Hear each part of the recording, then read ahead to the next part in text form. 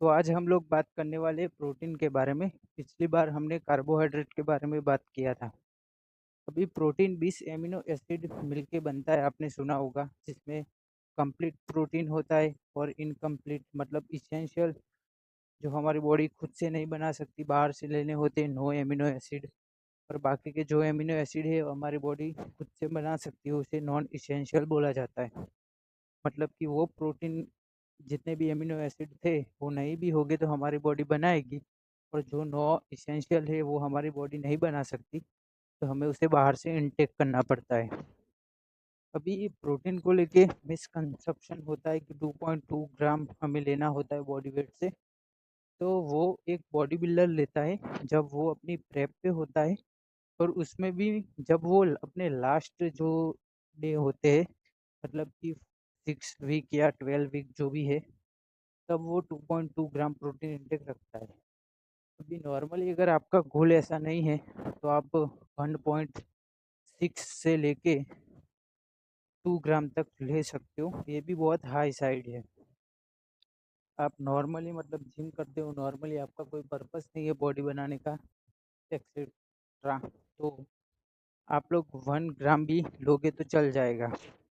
ऐसा नहीं है कि प्रोटीन खाओगे तो मतलब कुछ ही दिन में बॉडी बन जाएगी, तब भी आपको सेम ही ड्यूरेशन लगेगा बॉडी बनाने में।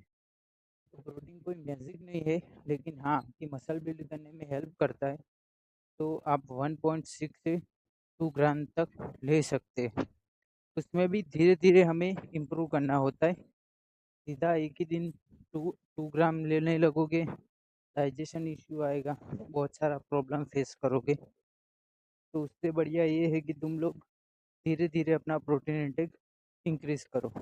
अभी जो वेजिटेरियन लोग होते हैं और वीगन लोग होते हैं, उन्हें लगता है कि भाई दाल में प्रोटीन होता है, तो भाई जितने भी तुम्हारे बीन्स है वो कार्ब का सोर्स है, प्रोटीन होता है, इनकम्प्लीट प्रोटीन होता है, और ऊपर से वो कार्ब का सोर्स है, तो उसे प्रोटीन समझना बंद करो।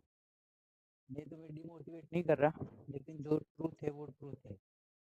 अभी उसमें मेथोलाइन कम होता है तो तुम चावल ऐड करोगे तो कंप्लीट सोर्स प्रोटीन बन जाएगा, और पूरे दिन तुम बहुत सारे फूड को मिक्स करके खाओगे तो सारे अमीनो एसिड मिल जाएंगे, ऐसा लोग बोलते हैं। ऐसा है भी और नहीं भी। ऐसा है इसलिए क्योंकि हाँ, उस तरीके से पॉसिबल है कि आप पूरे दिन में डिफरेंट डिफरेंट सोर्स से खाओगे तो आपका कंप्लीट सोर्स ऑफ प्रोटीन हो जाएगा। लेकिन एक ही बार में वो नहीं हो सकता है। जो वो एडवांटेज एक नॉन वेजिटेरियन के पास है कि एग, चिकन, फिश सीधा कंप्लीट सोर्स ऑफ प्रोटीन, कोई एक्स्ट्रा कैलोरी नहीं है, कार्ब नहीं है, फैट नहीं है, तो वो पूरा है। तो अगर तुम वेजिटेरियन हो तो वे प्रोटीन का यूज़ कर सकते हो।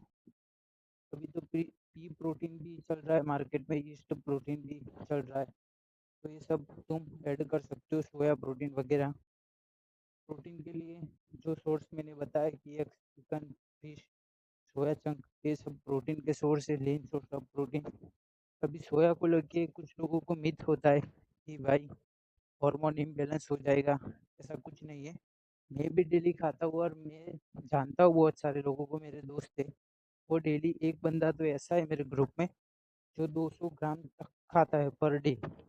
150-200 ग्राम तो ऐसे ही खाता है वो, और उससे कोई इश्यू नहीं होता। अगर आपको सोया डाइजेस्ट होता है तो आप खा सकते हो, डाइजेस्ट नहीं हो सकता तो उस हिसाब से उतनी क्वांटिटी में खा सकते हो। लेकिन सोया खाने से कोई हार्मोन इम्बैलेंस नहीं होता, ये मैंने देखा है अपनी आंखों से, तो बता रहा हूँ, और मैं भी खाता हूँ। दूसरी बात, प्रोटीन कब लेना ऑप्टिमल है। मैंने काब वाले वीडियो में आपको बताया था कि सुबह सुबह काब पीने से क्या नुकसान होता है। तो वही है कि जब आप वर्कआउट करो उसके बाद बॉडी प्रोटीन को ज़्यादा यूटिलाइज करते, प्रोटीन सिंथेसिस होता है तो।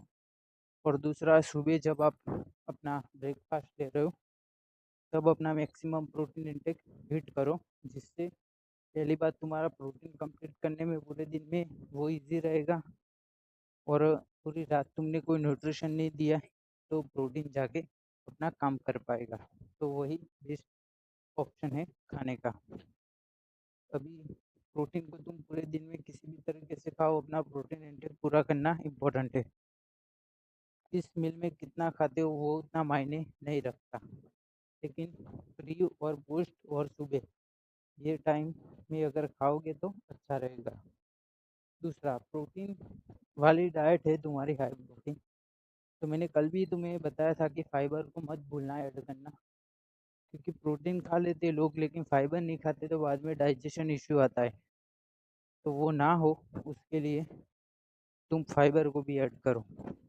ये थी सारी इन्फॉर्मेशन, कितने एमिनो एसिड होते हैं वगैरह।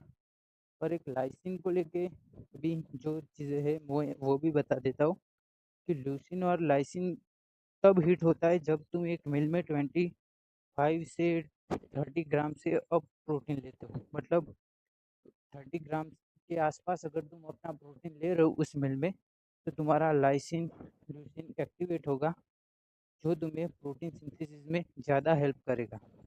मतलब कि अगर तुम ऐसा समझो कि तुम डिनर में 80 ग्राम प्रोटीन खा रहे हो और मॉर्निंग में 50 ग्राम खा रहे हो, बीच में तुम कार्ब और फैट खा रहे हो। तो जब तुम कार्ब और फैट खा रहे हो तब तुम्हारा प्रोटीन सिंथेसिस एक्टिवेट नहीं होगा। वहीं पर तुम जहाँ 80 और 50 कर रहे हो उसकी जगह हर मील में इक्वल प्रोटीन लेके आओ, 30 to 40 ग्राम प्रोटीन, जिससे तुम्हारा ल्यूसिन एक्टिवेट होगा और मसल प्रोटीन सिंथेसिस एक्टिवेट होगा। ऐसा रिसर्च ने अभी अभी प्रूव किया है। तो तुम उस तरीके से भी जा सकते हो। और मैंने तुम्हें पहले बताया कि कौन से मील में खाते हो मैटर नहीं करता। मैटर ये ज़्यादा करता है कि तुम प्रोटीन इंटेक पूरा करो, ना कि कैसे कर रहे हो। तो वो टोटली तुम्हारे ऊपर डिपेंड है कि तुम्हें अपना कितना ऑप्टिमल करना है अपने डाइट को, उस हिसाब से प्रोटीन को ऐड करो। ये थी सारी इन्फॉर्मेशन प्रोटीन को लेके। फिर भी कोई कन्फ्यूज़न रहा हो तो कमेंट कर सकते हो। अगेन, अच्छा लगे लाइक करो, अच्छा नहीं लगे डिसलाइक करो। थैंक यू, कल मिलते हैं।